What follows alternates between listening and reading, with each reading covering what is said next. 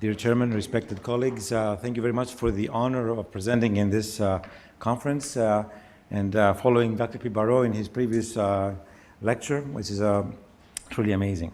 We're going to be discussing the next 10 minutes about some of the insights about imaging during transcatheter edge-to-edge repair. We've come a long way since the introduction of TEER many years ago with the introduction of next generation devices like the Gen 4 MitraClip and the Pascal devices, multiple device iterations in sizes and lengths, as we saw very nicely before. I mean, also for the Pascal device, two major iterations, the Pascal and Pascal Ace, which allow us to tailor our therapy to the individual patient.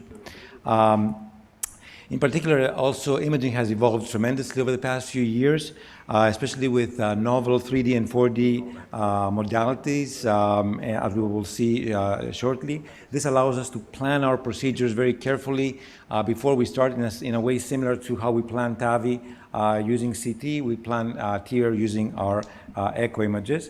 And one of the basic modalities is biplane imaging with orthogonal 90-degree angulations, which works very well at the center of the valve, A2P2 area, very nice to see. However, it's important to know that when we discuss about edge-to-edge repair, that when we talk about implanting a device at the center, we need an orientation of B12.6, and usually we see that very nicely in a long axis view that's about 120 to 160 degrees.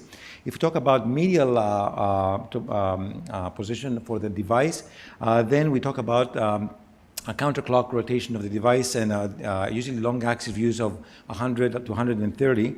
And if we go for lateral commissure implantations, we usually use angulations in the long axis view of 150 to 180.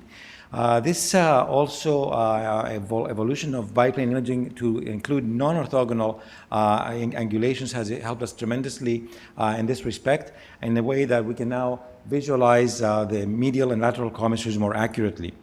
In addition to transillumination imaging, as we saw before, gives us a very nice rendering of the valve and improves understanding of the leaflets.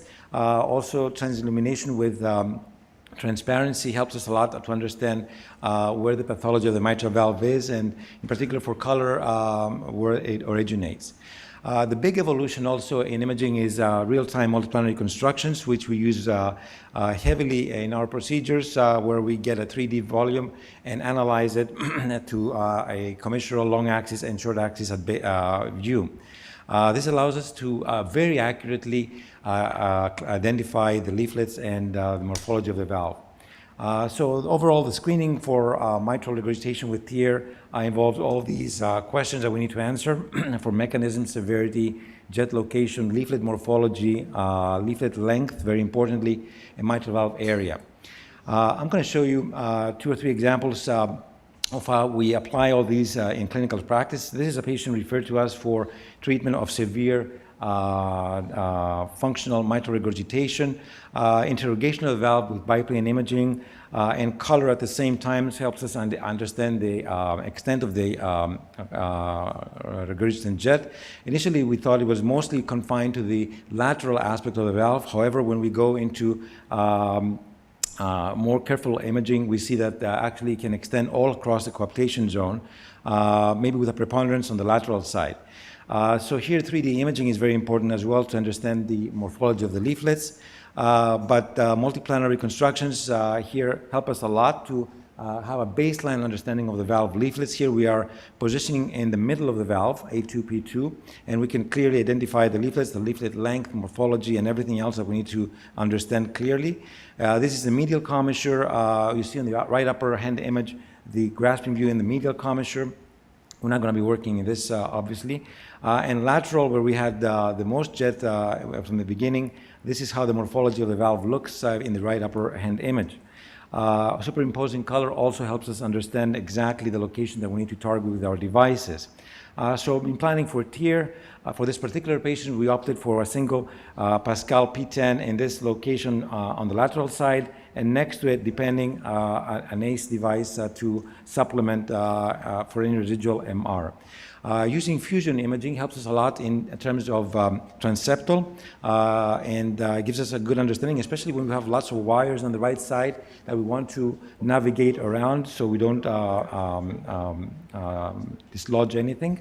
Also, biplane imaging with non-orthogonal biplane imaging helps us a lot to simultaneously project the short axis image as well as the bicaval view. And help us guide us. And in addition, the 3D rendering of the unfast view of the septal of the fossa ovalis helps us understand the morphology of the fossa ovalis and how we should, where we are entering the fossa ovalis into the left atrium. The guide seat insertion can be seen very nicely with fusion imaging as well. And in addition, we're always try to pinpoint the exact point of entry, so we can have that as a reference during our procedure, especially with Pascal. The edge of the guide sheet is not as clearly seen as with the MITERA clip, so we have to use that as well. Introducing the device into the left atrium, we use 3D imaging to help us navigate. And moving over to the mitral valve and understanding position and trajectory is very important in order to have the correct engagement with the valve. Clocking is the next critical component of the imaging, and we want to clock the device to be perpendicular to the coaptation zone that we're interested in. Multiplanar reconstructions also help us a lot in to get all this information in one setting without the need to go back and forth with 3D and 2D imaging. And there's multiple advantages in this. However, disadvantages include the low spatial and temporal resolution and the difficulty in obtaining multiple acquisitions when we want to review our clasping sequences. Here we have the engagement of the valve leaflets. In this particular case, we did independent grasping of the anterior leaflet first, followed by independent grasping of the posterior leaflet with the Pascal P10. Optimization of the posterior leaflet, which is something that we usually do very often, depending on our initial results with color, and further optimization with of the anterior leaflet, as you can see here. The goal is always to try and get the best result with the first device, with a single device as possible, and use a second device only as needed. Leaflet insertion evaluation depends heavily on reviewing our clasping sequences and our biplane scanning and M-TEER scanning. This is an initial appearance after the first device. The color seems to be very nicely reduced. We have color only from one side of the device. This is a good reduction before deploying this first device. We could live with this color if we could not put a second device, but obviously we will try to get a second device in. Get it right next to the first device very carefully, optimizing the leaflets. And this is our final result. An evaluation of the MR reduction is performed primarily with qualitative measures, viewing the color. We can also assess ERO, vena contracta area, and indirect measures like pulmonary vein flow and LA hemodynamics, and also assess mitral valve orifice area by 3D planimetry. In addition, we have to point out that there are some data of an annuloplasty effect, an indirect annuloplasty effect of the edge-to-edge repair that we can also see here in this particular patient as a reduction in the posterior anterior diameter of the valve. A second case that sort of highlights the role of multiplanar reconstructions in creating a long axis view that is a grasping view as we would like it to see in the particular area that we're interested in which we can guide our device nicely in this view, and then go with the 2D biplane imaging for grasping. This is an XTW device for this patient with severe functional MR, followed by a second device in the center, an NT device with an optimal result. And this last case I wanted to show you is because of the complexity that it shows in the beginning and how you can go through and clarify things. The initial image on the left side looks very complicated, what we're going to do. However, when we sort of go into live 3D and live 3D imaging with color, we can see that most of the jet lies in the lateral A1, P1 area of the valve. Biplane imaging in this area didn't help us significantly, so we went with M-TEER. M-TEER in this lateral area shows clearly in the left upper in this part of the image on the left upper part, the flailing of the anterior leaflet, creating severe eccentric regurgitation. And this is obviously our target for a device. Photorealistic imaging and transillumination also help us understand the flailing segment in the lateral commissure. So this would be our plan, to put one device, a Pascal ACE in this particular patient in this configuration. Again, M-TEER for guiding the positioning over the valve, with color also to navigate. We use long axis images at about 170 for good delineation of the device, and optimization of both posterior and anterior leaflets to ensure maximal leaflet insertion before closing the device. And this is the final result with a single Pascal ACE in the lateral commissure, with a single orifice valve, and a fine result. A small iatrogenic ASD is commonly seen after these procedures. However, sometimes they can be large and significant, in which case closure devices might be indicated.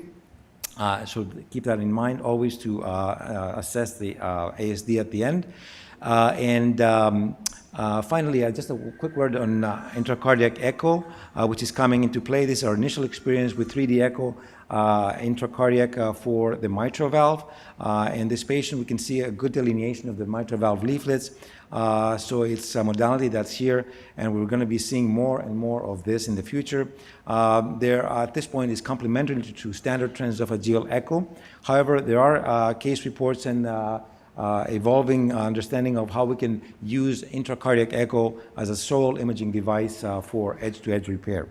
In summary, imaging with echocardiography has advanced significantly and offers important tools that help planning of the procedures in great detail. Intraoperative guidance with 3D and M-TEER imaging streamline the procedure and improve accuracy and efficiency. And we will see more in the near future with intracardiac echo that will play a significant role in these procedures. And with that, I would like to thank you very much for your attention. Thank you, Dr. Chrissoheris, for the marvelous presentation. So our next speaker will be Professor Kassel, head of the Structural Heart Department.